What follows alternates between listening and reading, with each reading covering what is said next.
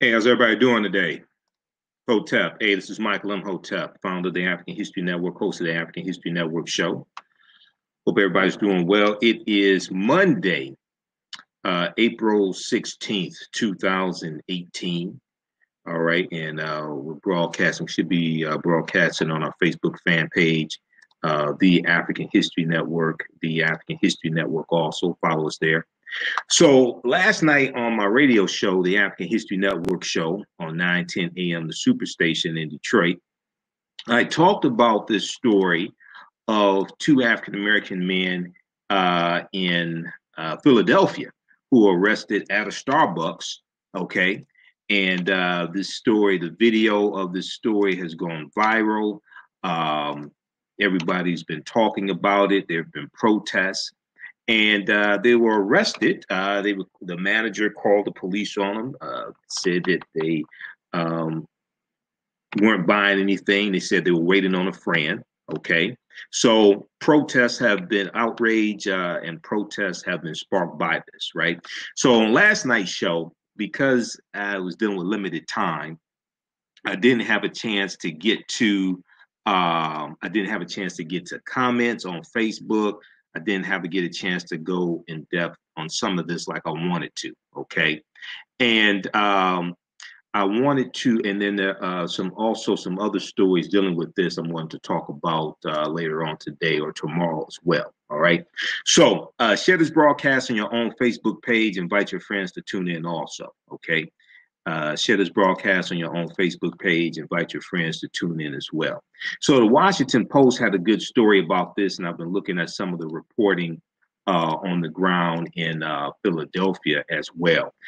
There was a protest on Saturday, and we posted it on our when it was broadcasting live. I think it was Sunday, actually Sunday. We posted it on our Facebook fan page, the African History Network. They were broadcasting live. Channel 13 out of Philadelphia was broadcasting live. Okay, so Washington Post had a good article entitled "Two Black Men Were Arrested Waiting at a Starbucks. Now the company police are on the defensive. Two black men were arrested um, waiting at a Starbucks. Now the company police are on the defensive. All right. So I want to deal with, and so this story was updated. This was from April 15th, Sunday, April 15th, 2018, Washington Post. So I wanted to deal with this story, then we'll deal with some of the updates as well. All right. So Starbucks, which once asked baristas, those that serve the coffee, once asked baristas to start a conversation about race with customers, faces fierce criticism after two black men were arrested um, at a Philadelphia store, sparking accusations of racial profiling over what the company's chief executive, his name is Kevin Johnson. You may have seen him on Good Morning America this morning. What his what Chief Executive Kevin Johnson has called reprehensible, quote unquote, a reprehensible incident. Okay. Now, in a statement, CEO Kevin Johnson offered, quote unquote, our deepest apologies on Saturday, April 14th, to the two men who were taken out of the store in handcuffs by at least six officers last week, Thursday. Okay. At least six officers showed up. I mean, this could have been something deadly. All right. And we'll go to your comments also. This could have been something deadly. Now, a store manager had asked the two men to leave after they attempted to use the bathroom, but had not made any purchases, police said. The men said they were waiting for a friend who was there, waiting for a friend they were meeting with, and their attorney stated this. The manager then called 911 for assistance. A representative from Starbucks said. Now, the police confrontation was captured on a video that has been viewed over 8 million times. Within 48 hours, it was viewed about 4.51 million times within 48 hours. Now it's been viewed over 8 million times. Okay. This has gone viral. This is very bad for Starbucks. If when you go to business school, you have to take a class called social ethics, because I had to take that when I was in business school. And one of the things we study is how events like this cast a company in a negative light. Now, since then, the company and the manager have parted ways, but still people are pissed off because this looks like a clear case of implicit bias and racial profiling. Okay, and we're going to talk about that as well. So a store manager asked the two men to leave after they attempted to use the bathroom, because you had to get a code to access the bathrooms, apparently. So they asked, one of them asked for the bathroom code. They were denied because they said they hadn't purchased anything, and it's only the bathroom was only for people who were purchasing something. Okay, so the police confrontation was captured on video that's been viewed more than 8 million times on social media, fueling a backlash and drawing responses from the city's police commissioner and mayor. Okay, so I saw the police commissioner, I saw the video that he did, and we talked about this last night on my show, the African History Network show, on 9:10 a.m. the Superstation in Detroit. And everybody share this broadcast on your Facebook page, and invite your friends to tune in also. Okay, share this broadcast on your own Facebook page. Invite your friends to tune in as well. All right, so in the video that the police chief did, the police commissioner, I watched the entire video. Okay, it was about 6 minutes and 50 seconds or so. Okay, and the police commissioner's name is Richard Ross. Richard Ross. All right. One, he was broadcasting on Facebook Live. He didn't know how to stop the video from broadcasting, number one. Number two, he left out two very important details in his broadcast, in his attempt to defend the officers, because he said the officers did absolutely nothing wrong. NBCnews.com has a really good article about this. He said the officers did absolutely nothing wrong. They were professional. They did not receive the same thing back from the two men, trying to cast them in a negative light. But there were witnesses that saw it, many of them white, and they said the guys were respectful. They didn't raise their voices. The guys didn't do anything. They couldn't understand why they're being arrested. Well, I could tell you why they're being arrested. So Mayor Jim Kenney who's a Democrat, is the mayor of Philadelphia. Mayor Jim Kenney said, "I am heartbroken to see Philadelphia in the headlines for an incident that, at least based on what we know at this time, appears to exemplify what racial discrimination looks like in 2018. Okay, because this is a clear case of racial profiling and probably implicit bias. All right, now there was, in the article from the Washington Post, you have a tweet from Kaz Weida, Weida, Kaz Weida. Okay, sorry, Kaz Weida, who said that Kaz Weida said Montgomery, Alabama in 1958 or Philadelphia 2018. Okay, and she showed a picture of Dr. King at a lunch counter being arrested in 1958. Okay, or it this wasn't in 58. I don't think that picture of the lunch counter was in 58. But him being arrested at a lunch counter, that was probably 60, 61 in Atlanta, probably 1960, the lunch counter sit-in. And then you have a picture next to it of the two African-American men being arrested at a Starbucks. Okay, so the two men were taken to a police station where they were fingerprinted and photographed. Their attorney, Lauren Wimmer, told the Washington Post on Saturday, April 14th. Okay, she said her clients, who declined to be identified, were released 8 hours later because the district attorney found no evidence of a crime, she said, adding that the Starbucks manager was white. Well, we figured that. We figured the Starbucks manager was white, right? So the prosecutor is not prosecuting because there's no evidence of a crime. So if there's no evidence of a crime, then you have to ask the question, well, why were they arrested in the first place if there's no evidence of a crime? They were detained for 8 hours. Then also Starbucks corporate said they were not going to press charges. But the prosecutor said there's no evidence, according to their attorney, they said that they were released 8 hours later because the district attorney found no evidence of a crime. So then you have to ask the question, well, why were they arrested? And when you watch the video, it's like there was at least 6 officers there, most of them white, arresting these guys. Now, attorney Lauren Wimmer said the man who the 2 men were there to meet, his name is Andrew Yaffe, or Yaffe, Y-A-F-F-E, Yaffe. He runs a real estate development firm, and said that Yaffe wanted to meet the man to discuss business investment opportunities. Okay, so I think this is a situation where the white female manager saw one tall African-American man with a thick black beard, and he's wearing sweats, and she saw another African-American man with cornrows, and automatically she thought the worst. Now, multiple witnesses recorded the incident on cell phones. We'll come to your comments in just a minute here. Multiple witnesses recorded the incident on cell phones. In one video, Andrew Yaffe arrives to tell the police the 2 men were waiting for him. Okay, and when you read accounts of this, and we'll share a couple other articles with you, they said that they told the officers that they were waiting for their friend to arrive before they ordered.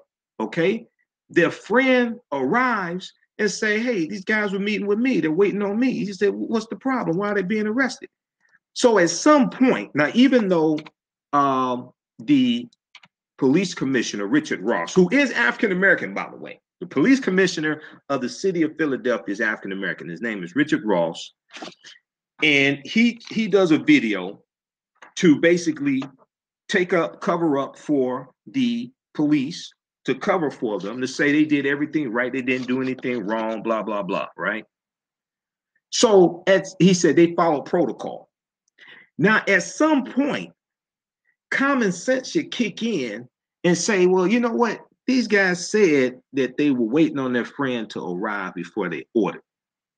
And here their friend is, who pops up and says, these guys, he said, hey, these guys are waiting on me. So at some point, common sense should kick in and say, you know, maybe we shouldn't arrest them. Maybe they're telling the truth. Maybe this is just a big misunderstanding. Some point, common sense should kick in. Okay? I understand protocol, but common sense should kick in over protocol.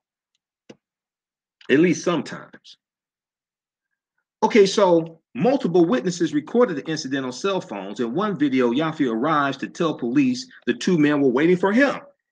He said, quote, why would they be asked to leave, end quote. He said, he looks around, he said, does anybody else think this is ridiculous?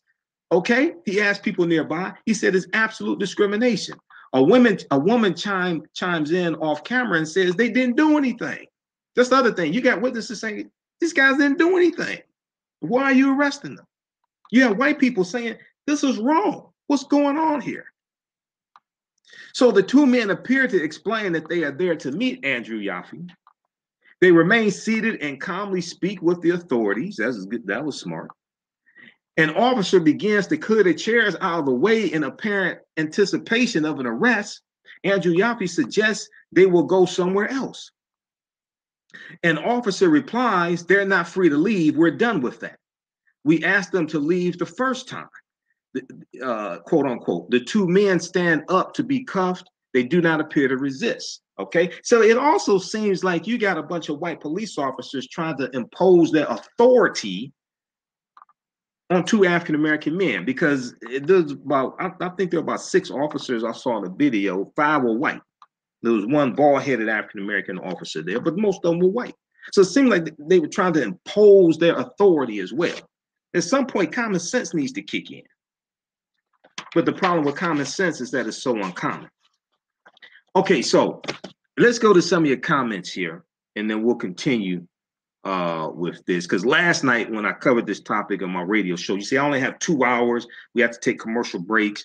I'm dealing with limited time, and I did not get a chance to deal with any of your comments. So Jewel Darden said exactly. Now,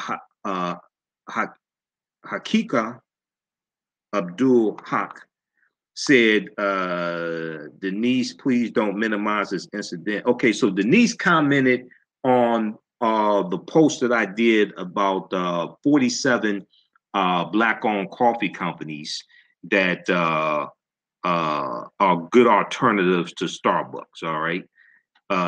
So Abdul said, please don't minimize this incident. Now you're saying these men fit a profile. All black men are not criminals. Knock it off. I get rid of trolls. So that's just a warning. I got trolls in different area codes, and I'll deal with every last one of them. So I'll get rid of trolls.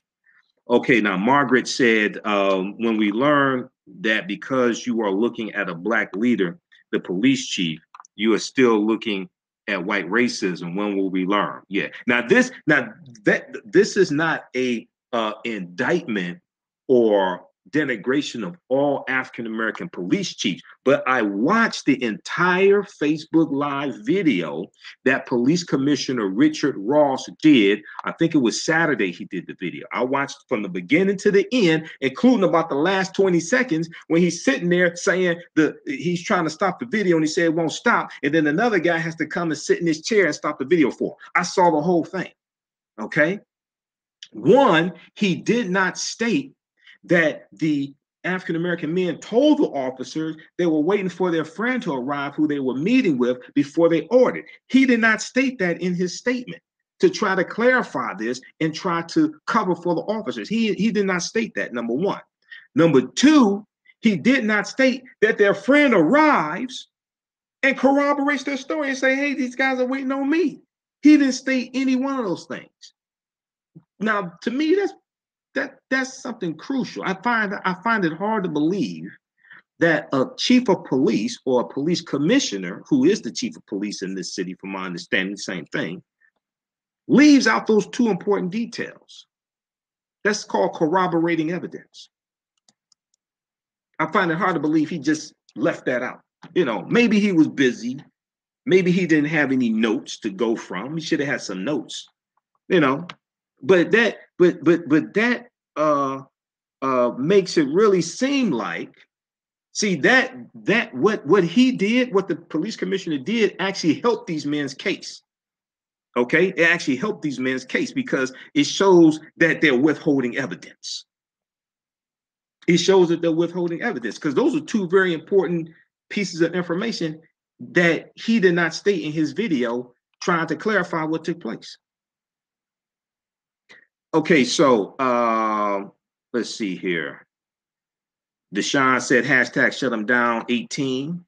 Nahanda said sue Philly police. There'll probably be a lawsuit. They have an attorney. There'll probably be a lawsuit. B. Stevens said it could easily be his kids or family. Jonga, let's see here. Jonga says should let me see, what did Jonga say? Should have had some notes. Yeah. Jewel said FOP sticking together. So that's Fraternal Order of Police. So Fraternal Order of Police, the FOP, is the largest police union in the country. Now, all police officers are not, there are other police unions. That's the largest. All police officers are not members of the FOP. The FOP is also or their union are also the ones that negotiate the police officers' contracts, because police officers in these various cities, especially large cities, they have their contract is negotiated by their union usually. Okay, so in Philadelphia, I'm not sure if the FOP negotiated their contract or the police are members of the FOP there. Okay. Zeta said we lost every tree permit to move a bed. Look up your tree, could be there with the, okay, what are you talking about? I don't understand what you're talking about. Basile said lawsuit. Okay, so I posted an article on our fan page, the African History Network, Saturday, I think it was, or Sunday. I posted an article, and this deals with 47. This is from shopblack.us, SHOPPE, shopblack.us. 47 black-owned coffee and tea businesses that are great alternatives to Starbucks. We'll post this here on our fan page, the African History Network. We know there were protests outside of Starbucks yesterday and today. Okay, rightfully so. That particular Starbucks there in Philadelphia, rightfully so. 47 black-owned coffee and tea companies that are great alternatives to Starbucks. Now, I don't drink coffee. Maybe once or twice a year, I may buy a muffin at Starbucks, but then when I found out how many calories were in the muffins, I stopped doing that because you have Starbucks at the airports. So when I travel, I may, in the past I've done that, but I'm not even doing that now. After this, I'm not even doing it. I can't remember the last time I bought something from a Starbucks, but I'm not even doing that now. Okay. We posted that link there to that article, 47 black-owned coffee and tea companies that are alternatives to Starbucks on the thread, and it's on our Facebook fan page, the African History Network. Okay. So Jonga said, to my opinion, is that the black skin in the U.S. government are all buyers, but I believe one day the table turn up to them. Okay. All right. I'm not exactly sure what you're trying to say, but all right. Hakika said, I usually buy the coffee beans, but no more. All right. Understand that. And people are calling for protests and boycotts against Starbucks, and this is spreading across the country. If we go back to the article from the Washington Post, this is from April 15th, 2018. 2 black men were arrested waiting at a Starbucks. Now the company police are on the defensive. They've updated the article, added some more. We'll talk about that some, but this, what they had from yesterday, is really good. They need to just write a new article as opposed to keep updating the same one. Washington Post, I need to send you a message because I have a subscription to the Washington Post. Stop updating the same damn article. Write a new article. Stop being lazy. Write a new article. Okay. All right. So Melissa DePino, she was on MSNBC today. Velshi Rule. Melissa DePino, DePino. She is the woman who recorded one of the videos, and this is the viral video that's been viewed 8 million times, over 8 million times. Okay. She told Philadelphia Magazine, she said the men did not escalate the situation. She said, now this is a white female. Okay. She said, quote, these guys never raised their voices. They never did anything remotely aggressive, end quote. Okay. In the video, they appear to be open. There appear to be open tables for any potential waiting customers also. So it wasn't like people were lined up out the door around the block waiting to get into Starbucks. There were other empty tables as well. But these 2 men were singled out. Now, Thursday's incident, because this happened last week, Thursday, which was the 12th. April 12th. Thursday's incident is a dramatic turn for a company that has positioned itself as a progressive corporate leader that touts quote unquote diversity and inclusion, efforts that have also drawn its share of criticism. Last year in 2017, the company vowed to hire 10,000 refugees in a move that drew calls for a boycott from mostly conservatives, right? Interesting, because many of their ancestors were refugees and immigrants, and some of them undocumented immigrants also. I just find that very interesting. How you have, some people who want to make this huge issue over immigration when some of your ancestors were refugees and immigrants and undocumented immigrants at that. And then you want to demonize immigrants. You want to undocumented immigrants, I'm okay, I'm for deportation, but you don't have to demonize them because undocumented immigrants, as well as immigrants, commit crimes at a much lower rate than naturalized born U.S. citizens. So why do we have such a criminalization of them, especially a targeting of darker skinned immigrants as well? What's that about?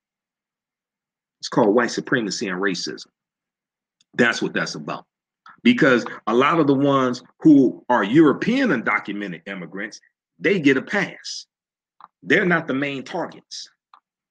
So Thursday's incident is a dramatic turn for a company that has positioned itself as a progressive corporate leader that touts quote diversity and inclusion. So in 2017, they vowed to hire 10,000 refugees. In 2015, many people may remember this. There were commercials about this. In 2015, they had a campaign called Race Together, RACE, Race Together, which was an initiative for the baristas, those that serve the coffee and take your orders, right, to discuss racial issues, okay, with the customers. But this floundered. This failed. This was a failed initiative after the company found that the public wanted fast coffee, not deep conversations about police killings of unarmed African American men. Now, Starbucks has been forced to bring race back into public discussion outside of its own terms, following a moment that has drawn comparison to nonviolent protests during the civil rights movement, when African Americans' refusals to leave segregated lunch counters were met with police force. Just this morning, Good Morning America, CEO Kevin Ross was on Good Morning America saying he wants to meet with the men, and I saw a report saying that the two men agreed to meet, they will meet with him. The date hasn't been set yet, okay? But Starbucks is trying to do damage control. Now, actor Wendell Pierce, who we know from The Wire, and he was in Waiting to Exhale and other movies. Actor Wendell Pierce tweeted on Saturday, April 14th. He said, Red Bay Coffee Roasters in Oakland, California. Red Bay Coffee Roasters in Oakland, California is an excellent alternative to Starbucks, a company I am engaged with as we bring a store to Richmond, California. He said, African American owned with respect for the community, Starbucks has offended. Hashtag boycott Starbucks. All right. So you have more and more people talking about boycotting Starbucks. You've seen posts on Facebook and things like this, right? I've dealt with this as well. When I posted the article from shopblack.us on our fan page, the African History Network, it's gotten almost 500 likes. I included the link to an article that I wrote back in 2015 called Why Did Dr. King Tell Us to Redistribute the Pain? Understanding the Power of Economic Withdrawal. Why did Dr. King tell us to redistribute the pain? Understanding the power of economic withdrawal. Okay. And this is deals with Dr. King's last speech. I've been to the mountaintop, April 3rd, 1968.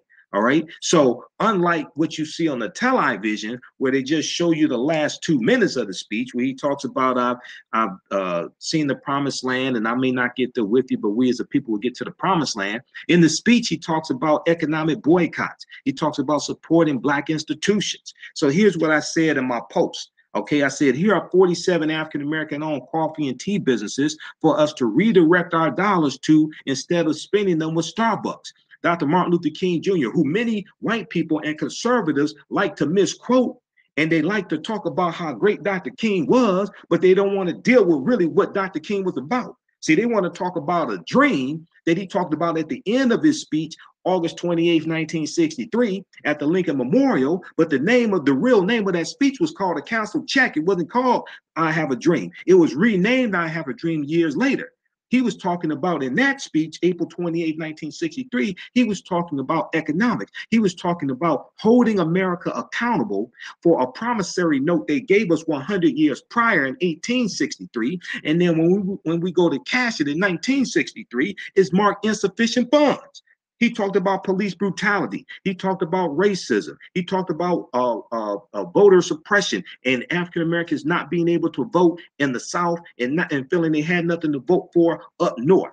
Okay, he talked about discrimination and poor housing and things like this. This is what he talks about in the speech. This is before Mahalia Jackson screams out, tell him about the dream, Martin. And then he goes in and references a speech he did about 2 months prior to that in Detroit, talking about a dream. But the dream was after you eradicate racism and white supremacy. The dream is not abracadabra.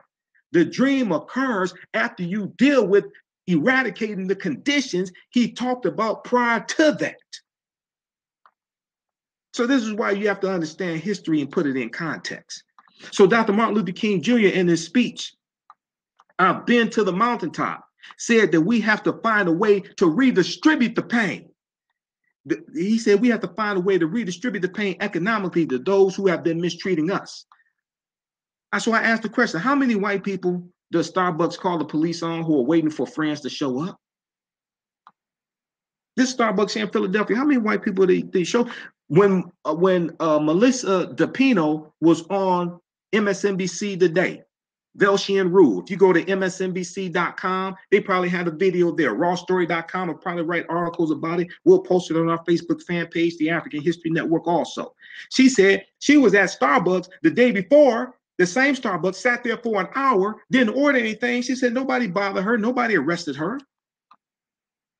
So read this article. Why did Dr. King tell us to redistribute the pain? Understanding the power of economic withdrawal. I wrote this December 15, 2015. We're going to post this link again here with the article from Shop Black US, shopblack.us, 47 Black-owned coffee and tea businesses that are good alternatives to Starbucks. Okay, so we post that there. You can read all of my articles at AfricanHistoryNetwork.com, AfricanHistoryNetwork.com, okay? Also, if you like this type of information, you want to learn more about our history, because the people's history and culture teaches them how to deal with the problems of the past in the present and the future to meet the needs of the community. You know, I teach online classes. Many of you know this. So we have a bundle pack where you get 6 of my online courses in a bundle pack. They're all on demand. It's on sale right now, $60. You can watch as soon as you register. You can watch around the world. This includes my most extensive class, Ancient Kemet, the Moors, and the Maafa, Understanding the Transatlantic Slave Trade, what they didn't teach you in school, which is a 14-hour, 7-session online course. We have bonus content, and this also includes the lecture. This includes the online class I did on March 31st dealing with the film Black Panther. So we posted a link there on the thread. It's also at the homepage of our website, AfricanHistoryNetwork.com. All right. Okay. So, and when we look at Dr. King's speech, I've been to the mountaintop, right? He told them to go out and he's speaking to the sanitation workers in Memphis, Tennessee, and their family members, things like this. He tells them to go out and boycott Wonder Bread and Heart's Bread and Seal Test Milk and Coca-Cola because of the discriminatory hiring practices. Okay, and he says that he talks about supporting Black institutions, African-American owned banks and African-American owned insurance companies. He said, take your money out of the banks downtown and put your money in Tri-State Bank. Now, this is something that a lot of white people won't quote Dr. King saying because they don't know he said it, because they haven't studied him. They just heard sound bites. Okay. Tri-State Bank was an African-American owned bank in Memphis, Tennessee. Okay. He said, you have 6 or 7 Black insurance companies here in Memphis. He said, take out your insurance there. Okay, he said these are some practical things we can do to build a greater economic base. He talked about how at that time, the annual income of African Americans was $30 billion. He said that's a lot of money if we know how to pool it. Okay, he said we'll be like the ninth or 10th richest country if we were a country. Okay, this is what he talked about in his last speech. I've been to the mountaintop, but he didn't just start talking about economic empowerment. Then you go back years, he was dealing with that. Okay, so you have people talking about economic boycotts of Starbucks, and they're absolutely correct. And we need to redirect those dollars to African-American owned businesses. All right, now back to the article from the Washington Post, and we'll go back to some of your comments. Share this broadcast on your Facebook page. Invite your friends to tune in also. So local Black Lives Matter activist Asa Khalif organized a protest of the store there in Philadelphia, the Starbucks in Philadelphia, on Sunday, April 15th. He told a Philly.com reporter that he rejects Kevin Johnson's apology. CEO Kevin Johnson rejects his apology, saying it was, quote, about saving face, end quote.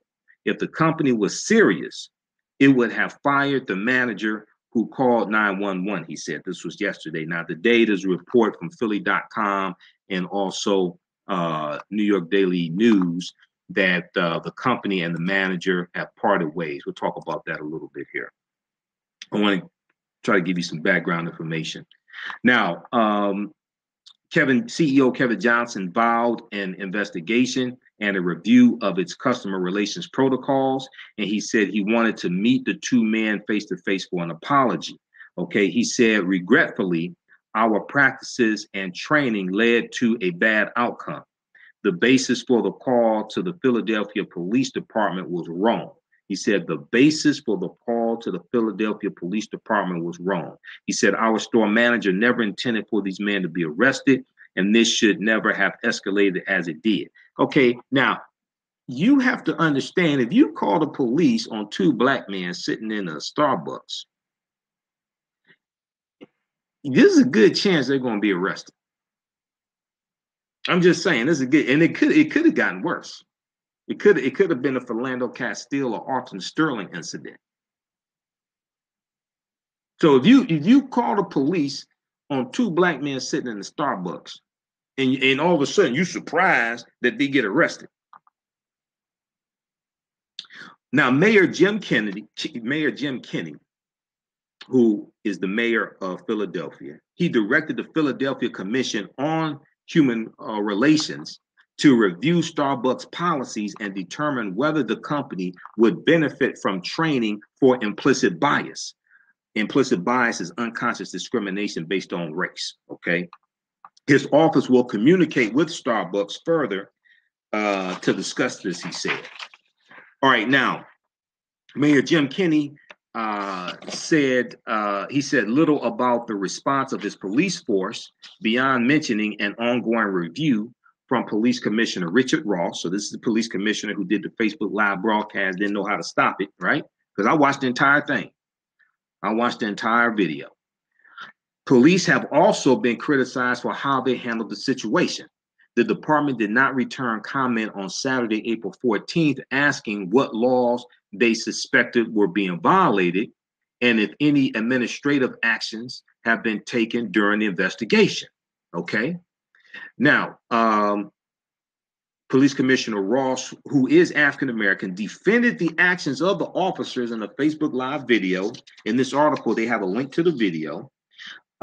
He recorded this on Saturday, April 14th, saying the officers asked the men 3 times to leave. The police did not, he said, the police did not just happen upon this event. They did not just walk into Starbucks to get a coffee, he said. He said they were called there for a service, and that service had to do with quelling a disturbance that had to do with trespassing. These officers did absolutely nothing wrong, he said. I disagree. At some point, common sense has to kick in. See, when you watch his video, and he did more harm than good putting out this video, because he did not state that the men told the officers they were waiting on their friend to arrive to place an order. So if they're telling me this, then, you know, if I'm an officer, then I'm going to talk to the person who called them. I say, well, wait a second. They said they're waiting on their friend to arrive to place an order. Not only that, the men offered, because I read one report where the men offered to call their friend to verify, hey, he's meeting them there. But while they're being arrested, his friend shows up. So something should click up here and say, wait a second, we shouldn't arrest these guys. But common sense didn't kick in. I wonder why. So now this is interesting. In the video, Police Commissioner Richard Ross said that he is aware of implicit bias and his police force provides training, but he did not say whether he believed it applied to this case, implicit bias. He added that police recruits are sent to the National Museum of African American History and Culture and the U.S. Holocaust Memorial Museum in Washington, D.C. to learn more about the struggle of African Americans and minorities throughout history. Now, he talked about that in the video, and he said, as African American man, I know about implicit bias. All right. Now, he did not state whether or not those officers who showed up and arrested these men, if they have been to the National Museum of African American History or the Holocaust Museum. He didn't state whether it applied to those officers that were there doing the arresting. Okay.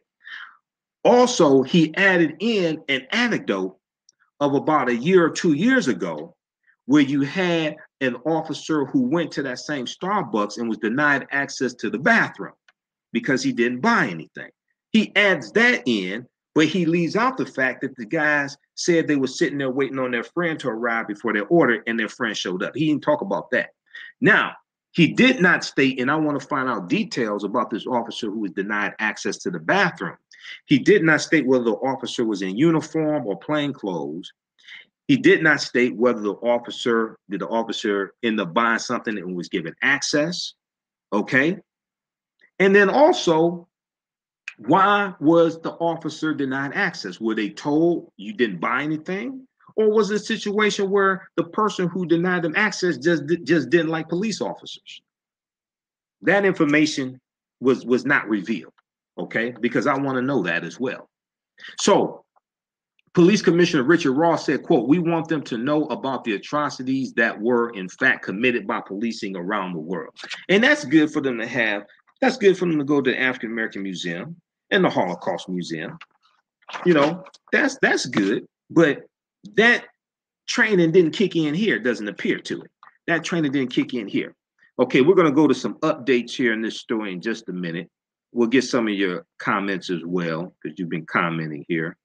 We'll get some of your comments. And if you like this, if you like the type of information we provide dealing with history, etc., be sure to you can register for our online courses. And then also you can, my DVD lectures are available at our website, AfricanHistoryNetwork.com, AfricanHistoryNetwork.com, including the lecture I did here in the Detroit area this past Saturday, April 14th, dealing with the film Black Panther. Okay, that was a 3-hour presentation I did. Black Panther, African culture, history, and Afrofuturism. Okay. Those in the Cleveland area, then we'll come to some of your comments here. Those in the Cleveland area, I will be in Cleveland at the Mitchell Event Center Sunday, April 29th for the Cleveland Natural Hair Care Expo. I'll be a vendor there, and I'll be doing a workshop, the role of Black women in the film Black Panther. Okay, and then I'll be speaking those in Detroit, April 21st, Saturday, April 21st. I'll be speaking at Burt's Warehouse for a huge event dealing with economic empowerment and entrepreneurship. Just got booked for that. Brother Negas Fu got back with him. He asked me to speak there. His organization is organizing that. So shout out to Brother Negas Fu. Ken Harris from the National Business League is speaking there also, and my man Ryan Mack, president of Optimum Capital Management. This is taking place at Burt's Warehouse Saturday, April 21st, 2018, 2 p.m. to 8 p.m. Okay, and I'm one of the speakers. I'll be speaking about 3 p.m. All right, so let's go to some of your comments here, and then we'll go back to we'll give you some updates in this case. So Shirley Carter's in Philadelphia. How you doing, Shirley? Jerry said, "This is crazy. I wish the Popo would leave my Black people alone." Africa Queen Noreen said, "Why are they going to the museum? What the hell does that have to do with training?" Oh, well, the museum is historical. Actually, in the statement from Police Commissioner Richard Ross, he says that they want their police recruits to know about the atrocities that were in fact committed by policing around the world. I don't have a problem with them going to the museum to learn more about African American history, because one of the problems is that type of history is not taught in schools in general. Okay, that history in general is not taught in schools, and it allows biases, it allows stereotypes to be believed by people when they don't have the proper information to counter the lies being told to them. So I don't have a problem with that. Okay, so Ivor Hall said, "Who will still patronize Starbucks after this disrespect?" I'm not sure. I saw a post from Kevin Hart where Kevin Hart tried to defend Starbucks some and said it was just isolated to the manager. There's an article from NBCnews.com. We'll talk about that maybe later. We'll talk about that. Let's see who else we have here. We've got Tasha Smith, she said that's because Mr. Ross is not on black people's side uh, just because he looks like black people doesn't mean that he is for us. I agree with that. Ramona Bowen said brain dead. Um, Lee Anthony Adams said it wasn't the police this time, it was the manager. Well, the police were the ones that did the arresting. The police were the ones that did the arresting. The police had an option not to arrest. The police had an option to be mediators. The police had an option to say, well, wait a second. These guys said they were waiting for their friend to arrive before they ordered, and then here their friend is arriving. So maybe they're telling the truth. So the police had some judgment. Ivor Hall said implicit bias. Basile Kitty said more banks that serve the needs and promote Black greatness would change the way credit is made. Mary said they thought the men would leave before the police arrived. Most do, however, these men knew they were in the right and chose to stay. Let's see. Tasha said he can't say that she didn't have intent on them being arrested. You know, common sense is like, what do you think was going to happen? I guess she thought maybe they would leave, but that's a possibility of them being arrested. Cheryl Jameson said those corporations must realize when you disrespect us, there will be a backlash. Nothing moves without our support. You will not succeed. We don't need them. They need us. Zetas Perry said boycott everything. Is it enough? They never knew ours. We spent more money. Okay. Kelly says stop shopping at these type of white establishments. Basile said black and minority coffee businesses would be a good alternative. Yeah, so we posted the article here on the thread of the broadcast, and it's on our Facebook fan page, the African History Network also. 47 Black-owned coffee and tea businesses that are great alternatives to Starbucks. Okay, we'll post it again here for you to check it out as well. All right. But this story has gone across the country. This is very bad publicity for Starbucks. There were protests today. At Starbucks as well. Washington Post is reporting, and this is just from. Well, we'll update this because this was just updated. This is from 1:25 p.m. Eastern Standard Time, April 16th. The chief executive of Starbucks on Monday called for quote unquote unconscious bias training for store managers and apologized for what he called quote unquote reprehensible circumstances that led to the arrest of two African American men at a Philadelphia store last week. CEO Kevin Johnson said in an interview on Good Morning America that the company was reviewing the actions of the store manager who called the police. Reviewing the actions of the store manager who called the police. He said that, quote, what happened to those two gentlemen was wrong, end quote. Okay, they have since parted ways. New York Daily News has an article, Philadelphia Starbucks manager who called cops on two black men is let go as protests continue. People are furious in Philadelphia. I don't blame them. I support them, okay? I don't blame them. And if there's anybody involved in the protests in Philadelphia, Black Lives Matter Philadelphia organizers, inbox me here on our fan page, the African History Network, or email me at info at AfricanHistoryNetwork.com, info at AfricanHistoryNetwork.com, because I want to interview you. We'll do Facebook Live interview. We have 1 million followers on our fan page. We have thousands of people who will be watching this broadcast throughout the day, okay, and tomorrow. And we put this on our YouTube channel also, Michael Imhotep on YouTube. So we have a fairly large following, okay. All right. So the Philadelphia Starbucks manager who called the police on two black men went viral and sparked nationwide outrage, was let go on Monday as protesters flooded the coffee house. They were up in there again today. A Starbucks spokeswoman told the Philadelphia Inquirer the decision to part ways with the unnamed manager was a quote-unquote mutual choice. Demonstrators poured into the Starbucks in Philadelphia for the second day in a row, shouting down executives who tried to engage the crowd, and the store was reportedly closed by Monday afternoon. They shut it down. Starbucks coffee is anti-black, about 24 protesters chanted as they first filled the coffee house after 7 a.m. Okay, we have the video of that second day of the protest on our fan page, the African History Network, also. So check that out as well. Okay, let's go to some more of your comments here. And those that saw the broadcast that I did Sunday night on 9:10 a.m. the Superstation, because I have limited time there and had other topics to get to. I only have 2 hours for that show.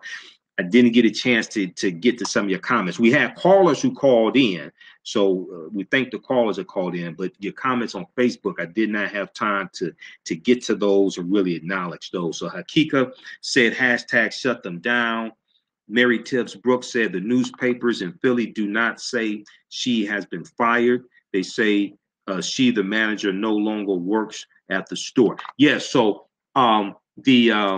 the article said that it was mutual. Okay. Starbucks, Philadelphia Starbucks manager who called cops on his leg. So the title of the article, because so this is New York Daily News, and then I also have an article from Philly.com, Philadelphia Inquirer, and the article from Philly.com. Let's see here. The article from Philly.com says it was mutual. Okay, and we'll pull that up. Starbucks manager. Let's see. We'll pull this article up here because I look at sources, local sources, because they're on the ground. The national sources are going to pick up the story from the local sources oftentimes. So this is Philly.com, which is the Inquirer, the Philadelphia Inquirer. Starbucks CEO apologizes for 2 arrests of 2 black men at Philadelphia store. Manager has left store. Okay. You got people in there with signs saying "in, stop, and frisk." It looks like at least one of the protesters is white also. Maybe been more than one white protester. I'm just looking at this picture here. But it says the manager who called police to the Starbucks at 18th and Spruce Streets on Thursday has left the store, quote, while there is an internal review pending, end quote, a company spokeswoman said.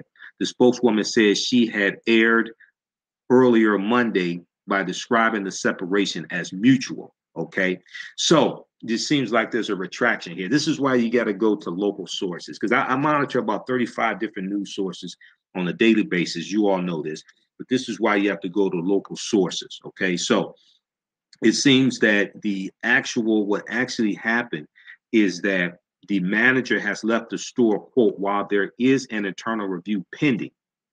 According to this article from Philly.com, which is from 2:12 p.m. Eastern Standard Time, Monday, April 16th, it appears that the previous statement on Monday, it says the spokeswoman said she had aired earlier Monday, today, by describing the separation as mutual. So it appears that they have not separated, but the store manager has left the store while there is an internal review pending.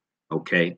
In an interview with the Inquirer and Daily News, and in an appearance on Good Morning America from Philadelphia, CEO Kevin Johnson said he hopes to meet with the men face to face to personally apologize for the incident and to ensure it is not repeated in the future. Okay, sounds like he has more sense than the manager does.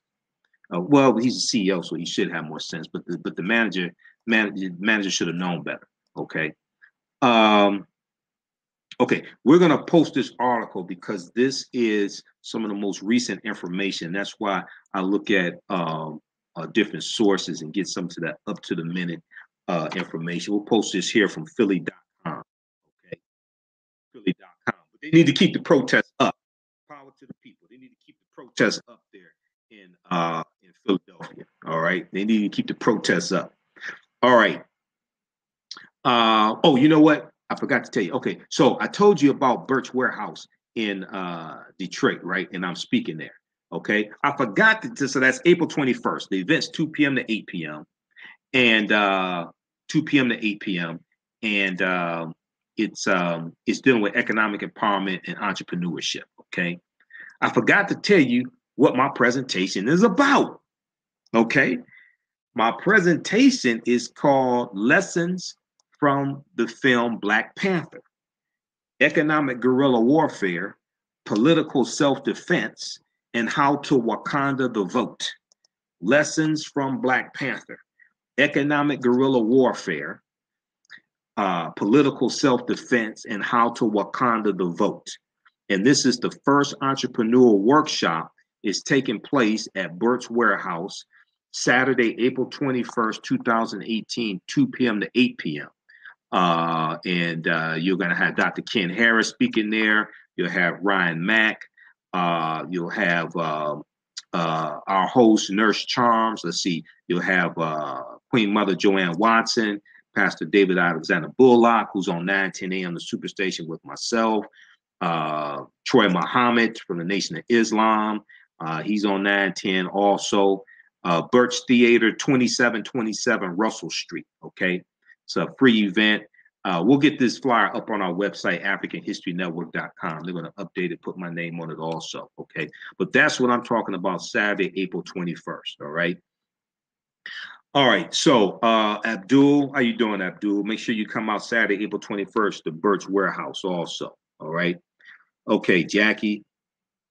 Okay, she just got Trent. Leah Smith said. Now, Leah, what sources are you citing saying that the manager just got transferred?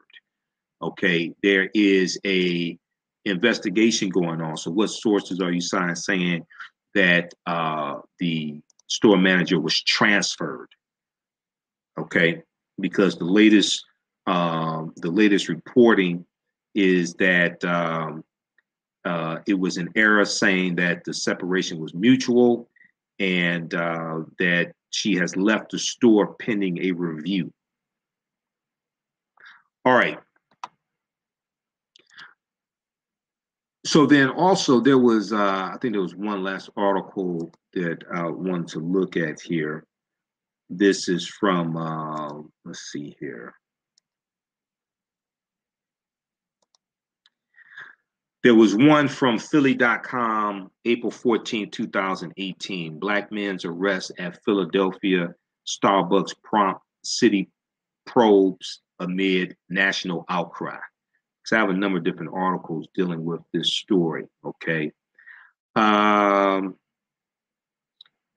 Let's see. Mayor Jim Kenney said in a statement on Saturday afternoon that the city's Commission on Human Relations has been asked to examine Starbucks policies and procedures, including whether its training includes safeguards against quote unquote implicit bias or unconscious stereotyping. And let me see. This could, okay, I think I got everything in here already that I wanted to talk about. Okay, Questlove from the Roots. Questlove tweeted, and it's in this article here. He said, "Waiting in a Starbucks while black is a crime. As many people as I see taking up space using their internet bathroom without nary a cup." Okay. Let me see. You have some other tweets in here. Starbucks tweeted, "We're aware of the incident." Well, this is from April 13th. They said, "We're aware of the incident on Thursday in the Philadelphia store with 2 guests and law enforcement resulting in their removal. We're reviewing the incident with our partners, law enforcement, and customers to determine what took place and led to this unfortunate result." All right. Okay.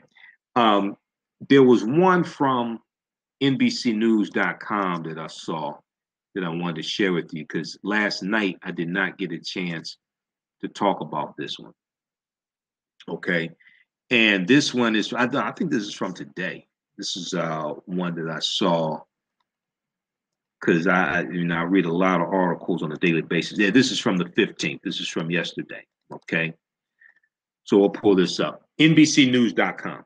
Protests follow outrage after two black men arrested at Philly Starbucks. Okay. This is from, and it was updated at 7:53 p.m. Eastern Standard Time on Sunday, April 15th. All right. So it talks about the protests that took place. Demonstrators carried megaphones and signs that said phrases like too little, too latte, too little, too latte, and confronted the employees behind the register, according to NBC Philadelphia. Okay. So the original incidents occurred Thursday, April 12th. Let me scroll down. There's something else here. Okay. So here's the important point I wanted to get to in this article. Michelle Sahini, Saahene, Michelle Sahini, not sure if I pronounced the last name. Sorry, Michelle, witnessed the entire event as she had been at the Starbucks for nearly an hour.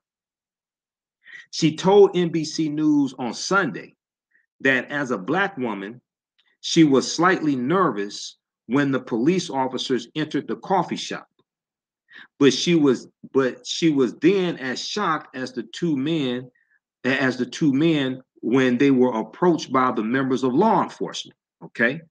After the two men were refused the bathroom, they just sat at the table silently and played with their phones as they waited for their friend, she said. She told NBC News. She said, quote, the cops were asking them to leave because they weren't purchasing anything. She said, quote, the two men said they were confused. This is a Starbucks.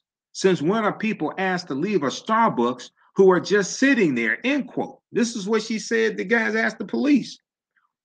So Michelle said that a white man sitting next to her had been at the Starbucks for 30 minutes without making a purchase. And a jogger came in and used the bathroom without making a purchase. That's one of the reasons why she felt compelled to approach the employee who called 911. She asked the employee, quote, did you feel threatened? End quote. She asked the Starbucks barista, quote, she didn't look at me. Did you feel like your life was threatened? She asked her. She didn't look at me. Michelle said, I got to the other side of the Starbucks and yelled, you're a coward.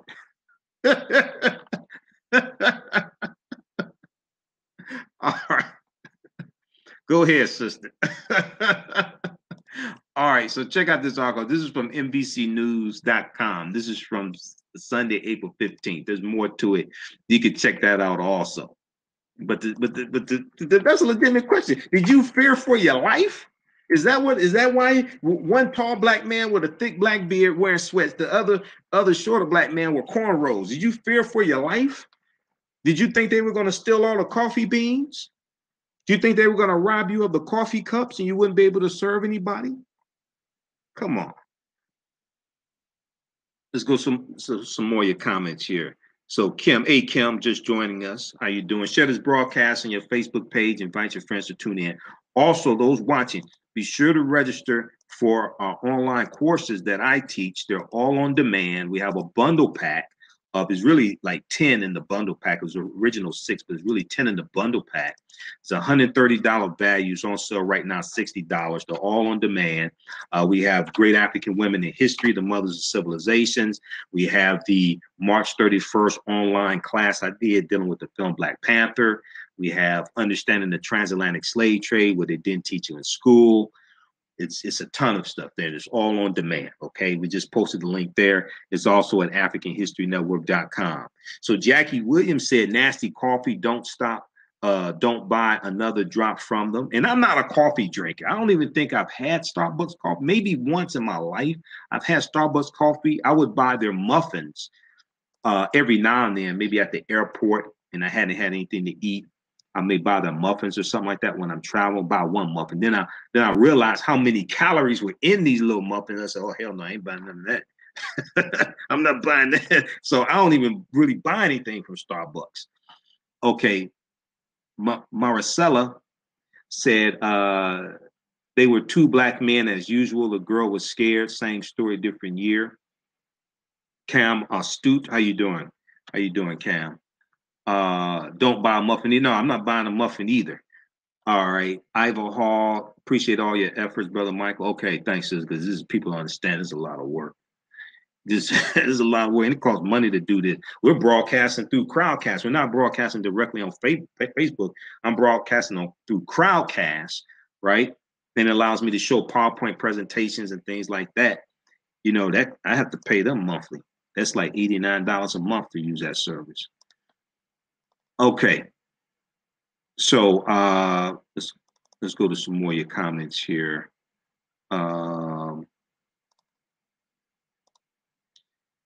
Let's see here. Okay, so we got Maricela, Jackie, don't buy a muffin. Camp Starbucks is the spot my wife and I use weekly. We enjoy hunting the different locations. Mary said, I love their coffee, but I won't purchase anymore. My daughter gave me a gift card. I have to get my money back. I understand that. Ivor said, I'll donate. Okay. Oh, also, you could if you want to donate to the African History Network at our website, AfricanHistoryNetwork.com, AfricanHistoryNetwork.com. If you want to make a donation, if you like the information we provide, you can donate to the African History Network if you'd like to also, or you can order our DVD lectures as well. Okay, that helps support the African History Network.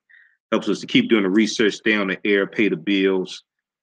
Even the online courses I teach, that's at Learn World. I got to pay them monthly, and I got to pay them a dollar amount for each course that I sell, things like this. So this stuff is not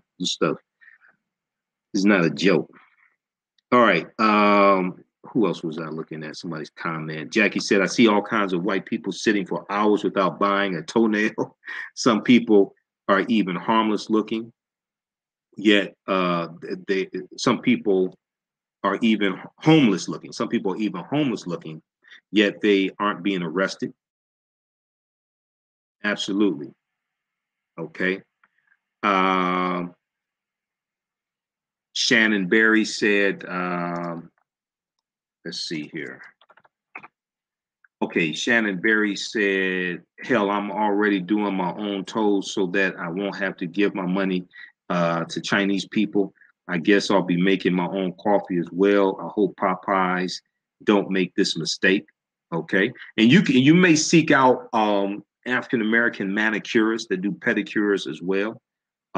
Shannon also, so we can circulate the dollars. Maybe if you don't have the time or don't want to do your nails yourself, search out African American manicurists also. Now, Ellen said, I pray these two men get monetary justice for the humiliation they experienced.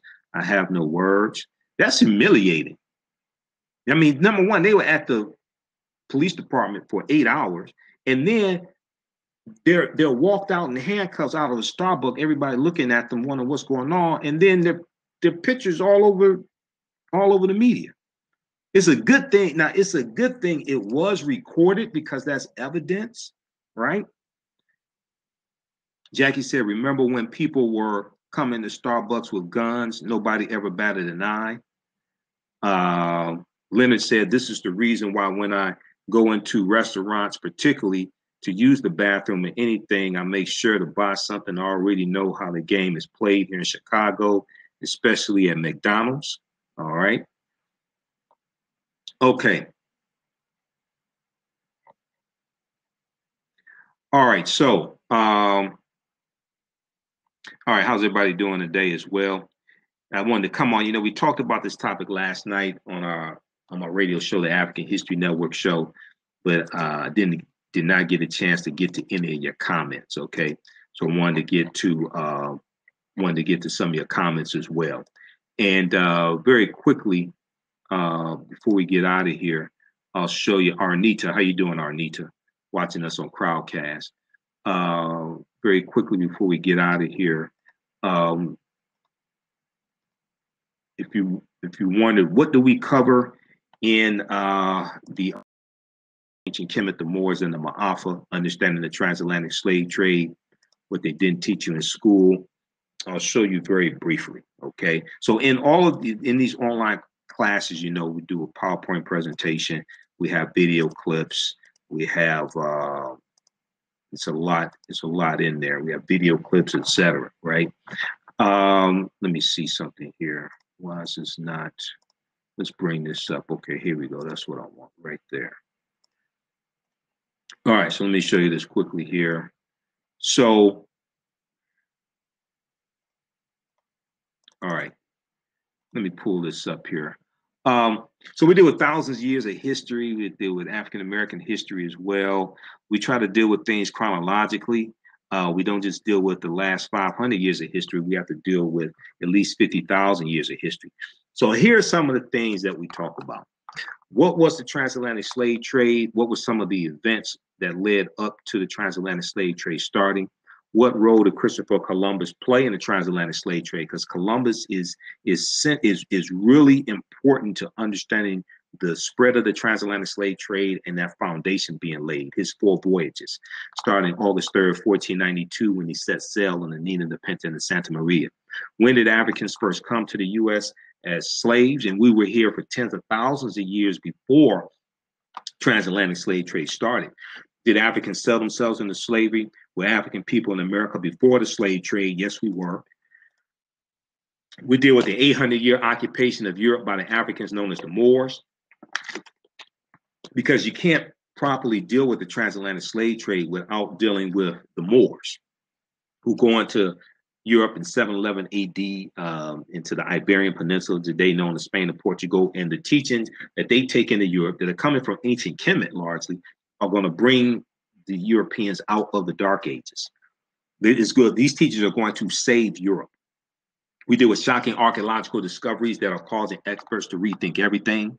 We deal with how we deal with insurance companies that took out insurance policies on slave ships and enslaved Africans on the plantations. So this is something that's not talked about a lot, but they were also enslaving Africans on the plantations in this country. You had over 40 insurance companies that were doing this, and one of the most popular ones that did this was the New York Life Insurance Company, which was founded in the spring of 1845 in Manhattan, and they started out as the Nautilus Mutual Life Insurance Company. And the first 3 years of their existence, they sold 508 policies on enslaved Africans on the plantations.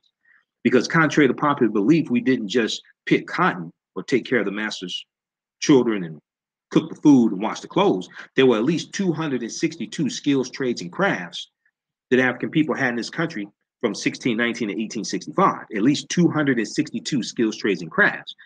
And these skills are going to be used to build this country. And we did a lot of the dangerous work, working in coal mines, working on steam engines, working in sawmills, things like this, okay? So this is why insurance policies were sometimes sold on enslaved Africans on the plantations who did very dangerous work as well. So that slave master could recoup 3/4 of his investment that he had in that enslaved African. We deal with Freemasonry, America, and the Founding Fathers, okay? Because we know 50 of the 56 signers of the Declaration of Independence, signed September 17, 1787, 50 of the 56 signers of the Declaration of Independence were Freemasons. And they're dealing with a watered down version of teachings that come out of ancient Kemet, ancient Egypt. We deal with origins of the term America and Africa, and much, much more. We talk about the problem with slave movies, the proliferation of slave movies, and why we're being bombarded with slave movies and a slave-themed TV show. Our set and Heru, who the Greeks called Osiris, Isis, and Horus, and the origins of the Immaculate Conception story, the virgin birth, the adoration, all that comes out of ancient Kemet, goes back to at least 3300 BC in Nubia, okay, which is the mother of ancient Kemet, ancient Egypt, Nubia, or Ta-Nehisi. Links to ancient Kemet and early Christianity, Freemasonry in America, and the fake Willie Lynch letter 1712. Those are just some of the things that we deal with in that online course, Ancient Kemet, the Moors, and the Maafa, Understanding the Transatlantic Slave Trade, what they didn't teach you in school, okay? In the 6-course online bundle pack, because I put all these together in the bundle pack for one price. They're on sale right now for limited time only for $60. We had them at $80, but we dropped the price down to $60. It's not going to stay that way long. You get Ancient Kemet, the Moors, and the Maafa, Understanding the Transatlantic Slave Trade, what they didn't teach you in school. Great African Women in History, the Mothers of Civilization, how Richard Nixon's war on drugs was a war on the African American community. See, we have to understand how politics impacts every aspect of our life. This is one of the things I'll talk about Saturday, April 21st at the Birch Warehouse for the Detroit Entrepreneurship Explosion. And I'll be doing my presentation on lessons from the film Black Panther, economic guerrilla warfare, political self-defense, and how to Wakanda the vote. Okay, so this is what I'll talk about this Saturday. It's 2 p.m. to 8 p.m. I'll be speaking 3 p.m. The event's free. I'll be speaking for about a half hour. So those in the Detroit area, come on out. We'll get this flyer on our website, AfricanHistoryNetwork.com, AfricanHistoryNetwork.com. Also in the six online course bundle pack, all these courses are online. So you don't have to worry about trying to get home to watch it at a certain time. African American resistance in the era of Donald Trump.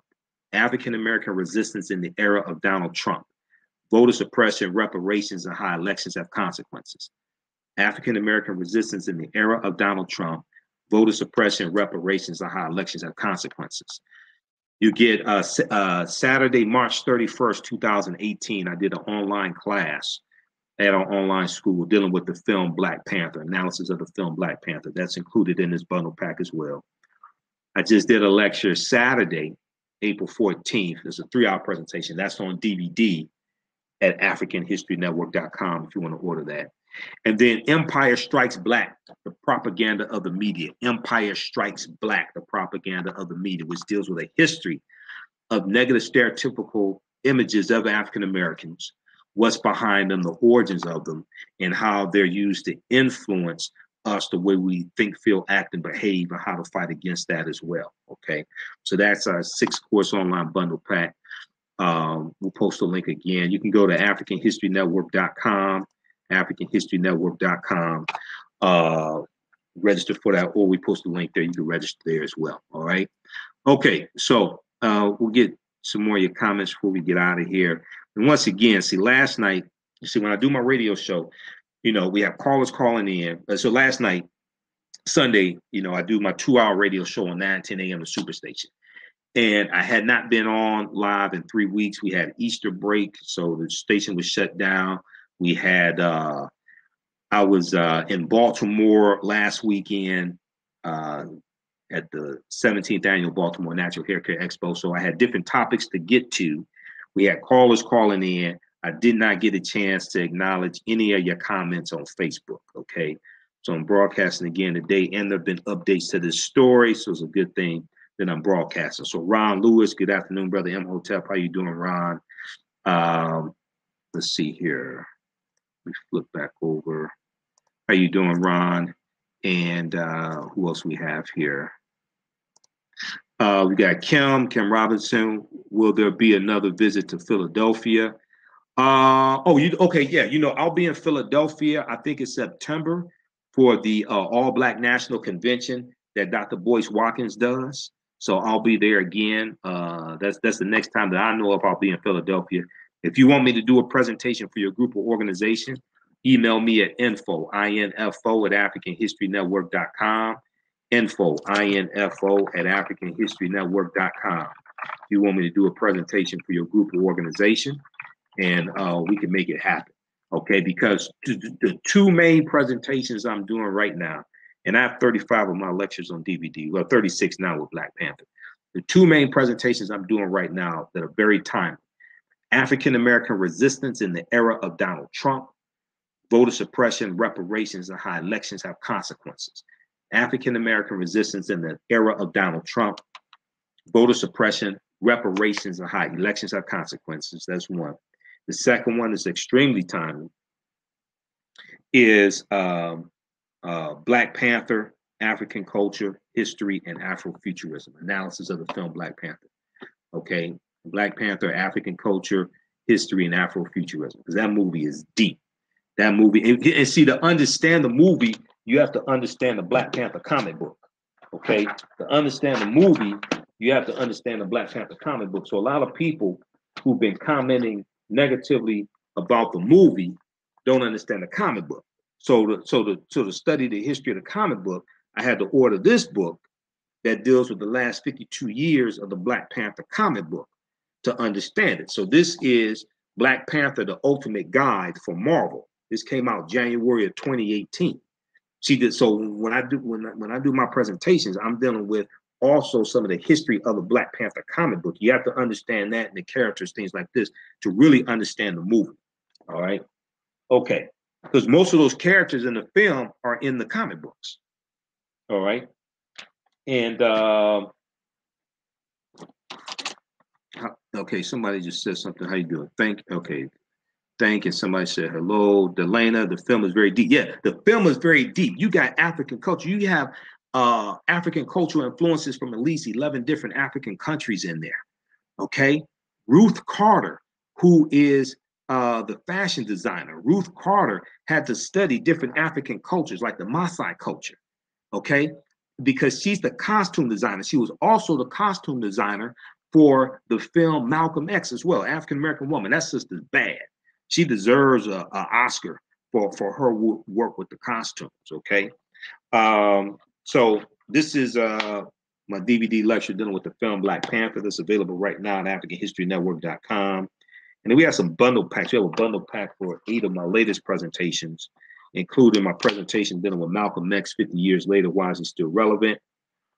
The racist history of the white national anthem and the Pledge of Allegiance, and 13 forms of wealth and redistributing the pain, keys to economic empowerment and entrepreneurship for African Americans. Because I taught entrepreneurship for 9 years also.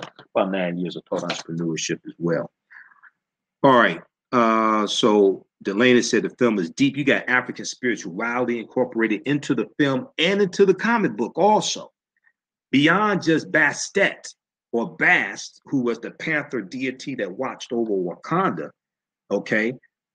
Because Bast or Bastet comes from ancient Kemet. That's one of the Neteru out of ancient Kemet, ancient Egypt.